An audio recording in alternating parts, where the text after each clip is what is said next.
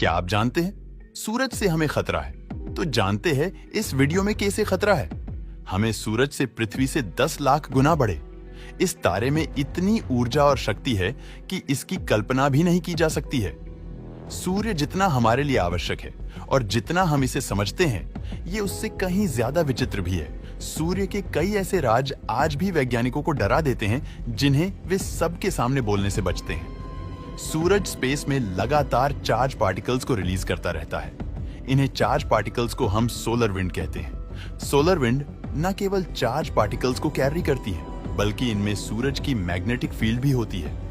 कभी सूरज की डेंसिटी में फ्लक्चुएशन के कारण सूरज एक पर्टिकुलर डायरेक्शन में बहुत ही स्ट्रॉन्ग सोलर विंड्स को रिलीज करने लगता है। जस्ट इमेजिन की अगर ये पर्टिकुलर डायरेक्शन हमारी पृथ्वी की ओर हो तो क्या होगा।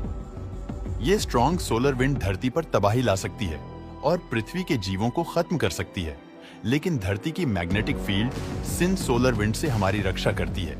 धरती तक पहुंचने के पहले इन सोलर विंड को हमारे मैग्नेटोस्फीयर से गुजरना होता है।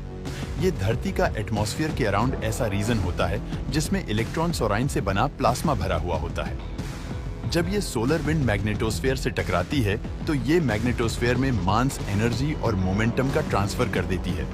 सोलर विंडोज कोई रेयर इवेंट नहीं है और हमारा मैग्नेटोस्फेयर रोज ही इसका सामना करता है। अब इसका ज्यादातर पार्ट तो मैग्नेटोस्फेयर वैसे ही रोक लेता है और जो थोड़ा बहुत अंदर आ भी जाता है, लेकिन जब सोलर विंड बेहद स्ट्रांग हो तो हमारा मैग्नेटोस्फेयर है इनके आगे हार मान जाता है और काफी ज्यादा मात्रा में मास और एनर्जी धरती के एटमॉस्फेयर में ट्रांसफर हो जाती है। साल 1860 में एक बहुत विशाल सौर तूफान पृथ्वी से टकराया था। इस तूफान को कैरिंगटन इवेंट कहते हैं, जिसमें सूर्य से निकलने वाली एक विशाल सौर हवा ने पृथ्वी के मैग्नेटिक नेचर को बहुत हद तक खराब कर दिया था। इस सौर हवा ने उस समय पृथ्वी के मैग्नेटोस्फीयर से लेकर और तमाम तरह के बिजली के उपकरण इत्यादि सभी लगभग खराब कर दिए थे। ये सोलर स्टॉर्म इतना शक्तिशाली था कि इसकी चमक कई दिनों तक पृथ्वी पर कई जगहों पर दिखी थी। उस समय तब ज्यादा गैजेट्स नहीं होते थे। ये सौर तूफान इतना शक्तिशाली था कि इसने बिजली से चलने वाले कई उपकरणों को इस कदर खराब कर दिया था कि उनमें कभी कभार अपने आप आग तक लग जाया करती थी। सोचिए, इस तरह का कोई तूफान आज के समय में पृथ्वी से टकराए तो क्या होगा।